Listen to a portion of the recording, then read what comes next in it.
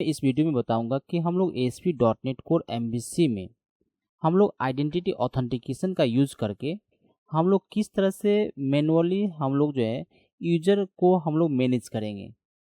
तो इससे पहले जो मैंने वीडियो बनाया था फ्रेंड, उसमें ऑलरेडी बता दिए थे हम लोग मैनुअली हम लोग जो है एक जो custom HTML page HTML page बनाया था और उसमें क्या क्या एक कंट्रोलर बनाया था। उस कंट्रोलर मैंने इंसर्ट करने के लिए मैंने कोड लिखा था। तो हमने प्री डिफाइंड इंसर्ट करने के लिए मैंने प्री डिफाइंड जो है हमने मेथड का यूज़ किया था। उसके लिए मैं एक सेपरेट वीडियो में बना चुका हूँ इससे पहले।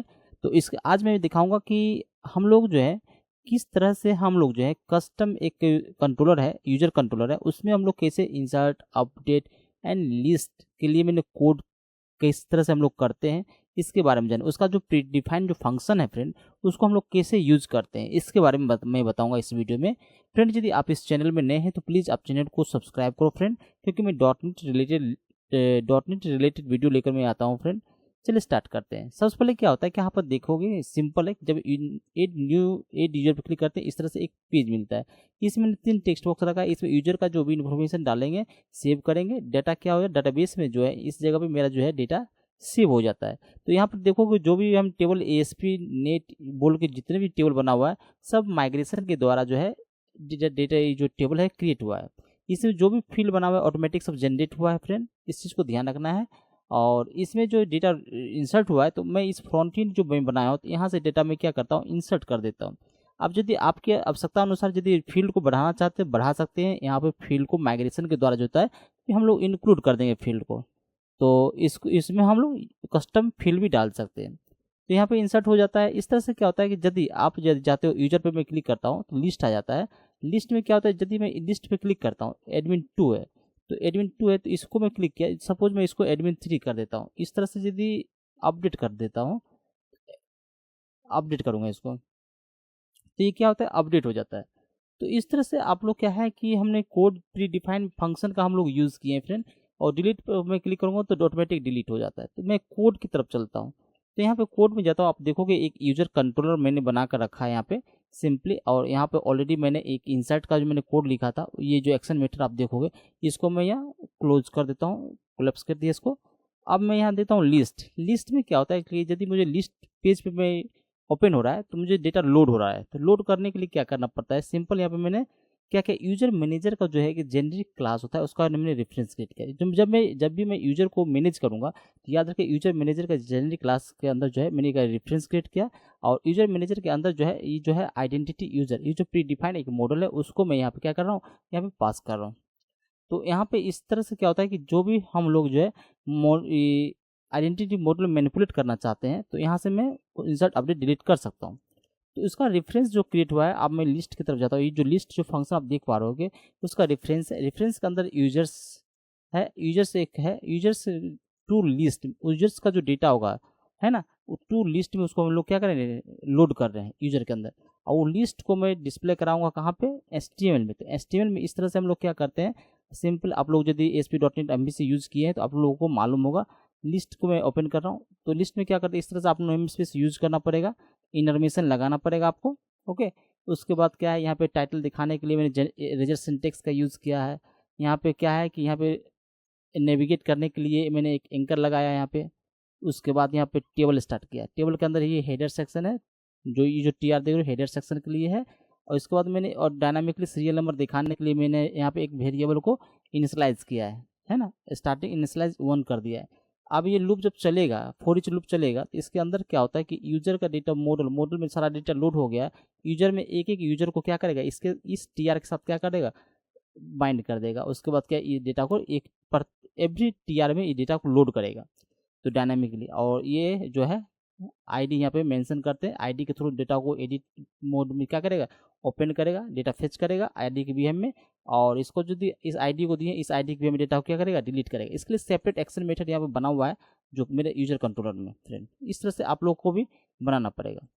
तो सिंपल है, आपको यूजर कंट्रोल के अंदर जाओगे इस तरह से आप लोग क्या करोगे एक यूजर्स एंड टू लिस्ट में मुझे डेटा को लोड करवाना है। और इस तरह से मुझे यहाँ पे क्या करना है, इस तरह से डेटा को मुझे फॉर ईच लगा के यहाँ पे डेटा को डिस्प्ले कराना है टेबल के अंदर। बस इतना ही लिस्ट में काम करना पड़ता है। तो याद रखना पड़ेगा लिस्ट में काम कराने के लिए यहाँ पे इस तरह से हम लोग डेटा को फेच करते हैं। यदि मैं एडिट पे क्लिक करता हूँ तो यहाँ पर जैसे कि एडिट में गया, मैं यहाँ पे एडिट पे यदि मैं क्लिक करता हूँ फ्रेंड, आप देखो सिंपल यहाँ एडिट लिखा हुआ है, ये एडिट जो लिखा हुआ है इसका आईडी, ये जो आईडी जो उठ के जाएगा वो आईडी मुझे यहाँ पर मिल जाएगा, इसके साथ बाइंडिंग हो जाता है। तो इसके साथ जो होता है आईडी के साथ बाइंडिंग हो जाएगा, तो ये आईडी मुझे इसके साथ भेजना पड़ेगा। ये जो यूजर मैनेजर जो फाइंड बाय आईडी एसिंक के साथ आईडी भेजना पड़ेगा, तो इसके भी हमें आईडी चेक करेगा कि इस आईडी के भी हमें यूजर एग्जिस्ट करता है या नहीं करता है। यदि नल यदि आता है तो बताएगा नॉट फाउंड, यूजर उसको नहीं मिला है, या आप तो रिस्पेक्टेड एक मैसेज भी दिखा सकते हो, नो प्रॉब्लम। उसके बाद यूजर को क्या करेगा, यदि नल नहीं होता है तो यूजर को क्या करेगा, लोड कर देगा। तो यहाँ पर आप जो है मैसेज भी दिखा सकते हो कि आईडी कुछ फेच नहीं हुआ है। उसके बाद क्या होता है, एक सिंपली है अपडेट, यदि आईडी फेच कर गया और डेटा को लोड कर दिया, जैसे कि मैं यहाँ फ्रंट एंड में दिखाता हूँ वो, यदि हम एडिट पर क्लिक किए, आईडी फेच करके डेटा को मुझे दिखा दिया, दिखा देने के बाद कुछ मैनिपुलेट करना है, मैनिपुलेट करने के बाद क्या होता है कि सिंपल यहाँ पे डेटा को इसमें लोड कर देगा, मॉडल में डेटा लोड हो जाएगा। मॉडल में डेटा लोड हो जाने के बाद इस डेटा आईडी के वीएम में चेक करते हैं डेटाबेस में, underscore user manage the find by ID sync, ID भेज रहे हैं, आईडी का यूजर जो ये एग्जिस्ट करता है, ये नल होगा तो नॉट फाउंड, नल नहीं होता है तो इसके बाद यूजर को जो मॉडल में डेटा है मॉडल डॉट यूजर डेटा को चेक करें। हम लोग क्या करते हैं, प्री डिफाइंड मॉडल है, ये जो मॉडल प्री डिफाइंड है तो इसमें डेटा एनोटेशन का हम लोग क्या करते हैं, वैलिडेशन के लिए हम लोग यूज़ करते हैं मॉडल में, तो हम लोग नहीं कर पाए हैं, तो इसलिए हम इसको मैनुअली हम लोग यूज़ करते हैं। यदि ब्लैंक होता है या नल होता है तो model state dot add model error, इस तरह से हम लोग क्या करते हैं, मैसेज को दिखा सकते हैं। इसी तरह मैं दूसरा ईमेल को भी चेक कर रहा हूँ, ईमेल यदि मैच नहीं करेगा, रिक्वायर्ड फील्ड है बना दिए, इसको ईमेल भी चाहिए मुझे। तो उसके बाद क्या होता है कि सिंपल मैं यहाँ पे पासवर्ड को कुछ मेंटेन अपडेट नहीं करें, पासवर्ड के अपडेट करने के लिए अलग से एक इंटरफेस बनेगा फ्रेंड, रोल असाइन करने के लिए अलग से एक इंटरफेस बनेगा। तो इसके लिए मैंने ओनली फॉर जो इन्फॉर्मेशन यहाँ पे पासवर्ड को छोड़ के सारा इन्फॉर्मेशन आप जो है यहाँ से अपडेट कर सकते हो। उसके बाद यहाँ पर मैं क्या किया हूँ, उसके बाद यहाँ पे अपडेट हो रहा है, मॉडल का डेटा जो आ रहा है इस यूजर के साथ मैं यहाँ पे क्या कर रहा हूँ, असाइन कर रहा हूँ। तो ये यूजर कौन सा है आप समझ पा रहे हो, ये यूजर ये है, इस यूजर में डेटा को क्या करें, अपडेट डाल रहा हूँ, इसका डेटा मॉडल का डेटा इसमें असाइन कर रहा हूँ। इससे क्या करो, यहाँ पर आपको underscore user manager dot update sync का यूज करोगे, इसके अंदर यूजर का जो है ऑब्जेक्ट को पास कर दोगे। याद रहे इस तरह से मुझे पास करना पड़ता है, उसके बाद मेरे डेटा अपडेट हो जाएगा, अपडेट हो जाएगा, रिजल्ट डॉट सक्सीड दिखाएगा, तो यहाँ पे सक्सीड हो जाएगा तो redirect to action list, list को रिलोड कर देगा, रिडायरेक्ट टू एक्शन, इस कौन सा एक्शन को रिडायरेक्ट कर, लिस्ट एक्शन को क्या करेगा, इसको रिलोड कर देगा, डेटा जो भी होगा लिस्ट में अपडेट हो जाएगा। उसके बाद एडिट, यदि अपडेट सक्सीड नहीं होता है तो एडिट पेज को ही क्या करेगा, रिटर्न करा देगा इस डेटा के साथ। तो सिंपल है, तो यहाँ पर आप समझ पा रहे हो। अब यहाँ पर क्या होगा, लिस्ट के अंदर जाओगे, सिंपल लिस्ट के अंदर यदि मैं जाता हूँ फ्रेंड, यहाँ पे देखना है लिस्ट आईडी पर, लिस्ट डिलीट पर मैं क्लिक करता हूँ, एक अलर्ट मैसेज दिखाएगा, are you sure you want to delete, यहाँ पे अलर्ट लगा दिया गया है। तो यदि यस करोगे तो यहाँ पे आईडी जो है, ये आईडी जो होता है, ये जो आईडी आपको सिलेक्ट हो रहा है, ये जो आईडी है यूजर आईडी, ये जो मेरा यूजर कंट्रोलर है, जो आर्गूमेंट्स है यहाँ पे, इसके साथ बाइंड हो जाएगा, इसके साथ बाइंड हो जाएगा, तो इसके साथ बाइंड हो जाएगा। इसको आईडी को चेक करेंगे, आईडी एग्जिस्ट करता है या नहीं करता है, आईडी एग्जिस्ट करता है या नहीं करता है। तो उसके बाद क्या होता है कि यूजर यहाँ पे क्या हो रहा है, मैच नल होगा तो नॉट फाउंड, और उसके बाद जो होता है नॉट फाउंड नहीं मिला, नहीं मिला तो नल होता है, तो नॉट फाउंड होगा। यदि मिल गया, डेटा फेच कर गया, तो इसके लिए सिंपल है, underscore user manager dot delete async का हम लोग यूज करते हैं। ये प्री डिफाइंड फंक्शन है फ्रेंड, आइडेंटिटी ऑथेंटिकेशन का, इसको हम लोग यूज करते हैं। जिसके बाद यूजर को मैं पास भेज दूंगा, इस यूजर को, इसका ये डेटा को डिलीट कर देगा, तो रिजल्ट सक्सीड हो जाएगा, redirect to action list, list को फिर से मैं रिलोड कर दूंगा, उसके बाद रिडायरेक्ट टू एक्शन लिस्ट। तो आप यहाँ पर चाहो तो आप कस्टम मैसेज भी दिखा सकते हो फ्रेंड, तो आपके ऊपर डिपेंड करता है आप किस तरह से आप उसको हैंडल करते हो।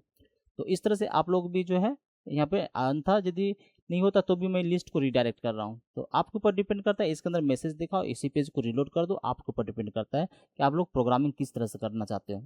तो यहाँ पर मैंने इसीलिए मैं यूजर को जो है मैनेज करना मैंने दिखाया है, किस तरह से हम लोग जो है मैनुअली यूजर को मैनेज कर सकते हैं। तो इसके लिए मैंने कोड लिखा था फ्रेंड, तो आप प्लीज़ इस चैनल को, आप यदि नए हैं तो इस चैनल को सब्सक्राइब करो और वीडियो को लाइक करो, क्योंकि मैं डॉटनेट रिलेटेड वीडियो में लेकर आ रहा हूँ फ्रेंड। तो चाहे वो आप ब्लेजर हो सकता है, आपको एंगुलर हो सकता है, रिएक्ट हो सकता है, मतलब कि कहने का मतलब कि हम फ्रंट एंड और बैक एंड दोनों हम आप लोगों को इस चैनल के माध्यम से मैं आप लोगों को मैं सिखाऊंगा कि किस तरह से हम लोग जो है हम लोग रिएक्ट का हम लोग यूज़ करते हैं, किस तरह एंगुलर का यूज़ करते हैं, किस तरह ब्लेजर का यूज़ करते हैं। सारे प्लेलिस्ट इस चैनल में आपको मिल जाएगा फ्रेंड। यदि आप इस चैनल में नए हैं तो प्लीज़ आप चैनल को सब्सक्राइब करें फ्रेंड।